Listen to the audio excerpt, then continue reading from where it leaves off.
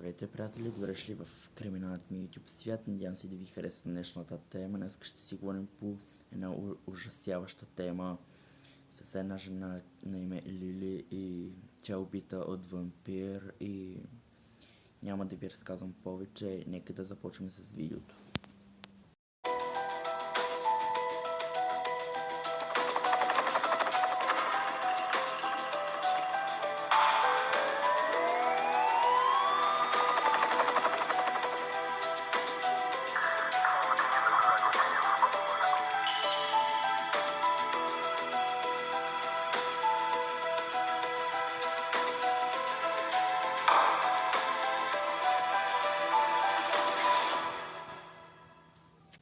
Тя е родена в Атлас.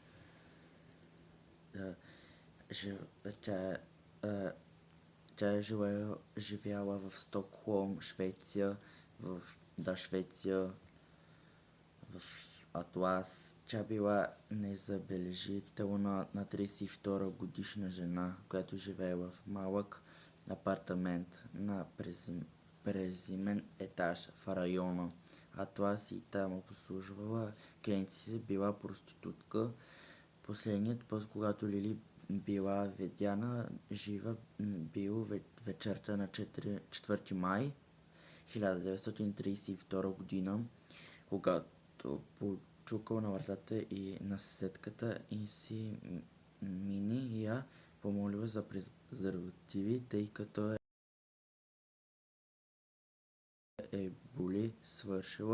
били свършила. От тогава Лили не е била видяна от някой друг. Няколко дни по-късно от апартамента и започнало да се усеща неприятна миризма, когато на 7 май полицията отворила апартамента и намерила безжизнено тяло на жена върху леглото.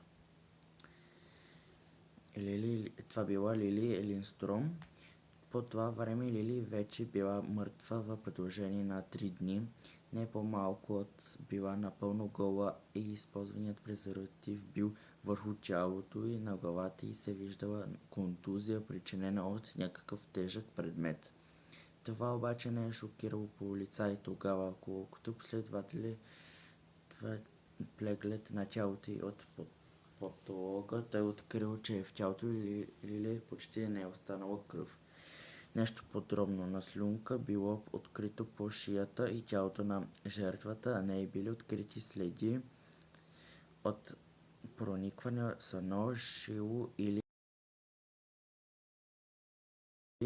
зъби. Как кръвта е излечена от тялото си остава загадка. Друга мистерия в този случай е свързана с леглото на жертвата. То не е отцапано с кръвта и дори не е много чисто за жени с подобни професия. След като е получила такава информация, простатата нарекла убийца на Лили вампирът от Атлас и под това наименование инцидентът се запазил в историята. В стаята на Лили намерили голяма лъжица, изцапната с кръв. Явно убийца е използвал, за да пие кръвта на жертвата си. В този случай не са открити външни отпечатъци, нито по лъжицата, нито в стаята. Те са открити коса, празни опаковки от презервативи и други доказателства, открити в стаята на Лили. Първоначално полицията започнала един от редовните клиенти на жрицата на любовта. Скоро го намерили и го разпитали, но не намерили доказателства и нищо не е предизвикало подозрения от тях. Освен това, тъй имам напълно надежно алиби за предположение над убийството. Полицията обстойно престърсили цялата околност и около къщата на Лили, в опит на открият нещо подозирано, следи от кръв, напаяни от кръв, дрехи в кофа, букук и т.н., но намерили нищо. В този случай вампирът от Атлас остава неразрешен. Все още е една от най-мрачните и шокиращи незарешени убийства в Швеция. Има повече въпроси, отколкото отговори. Ако тялото на Лили не е намушкено или е нарязано как убиецът е изтеглил кръвта с принцовка, тогава може ли да бъде лекар? Къде е цялата кръв от тялото? За какво му е била необходимо бе? Какво е сбръдната кръвта?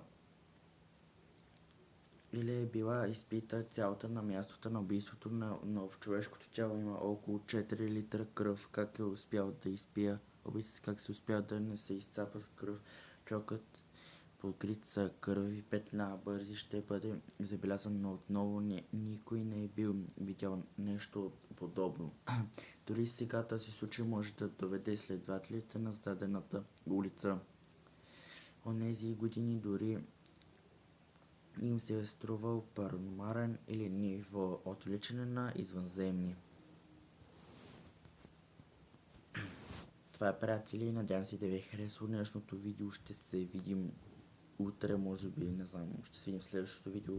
Ви пожелавам приятен остатък от времето, спете спокойно, не сънувайте кошмари и честит празник. Днес е 8 март, днес е петък, честит 8 март на всички жени, които празнуват.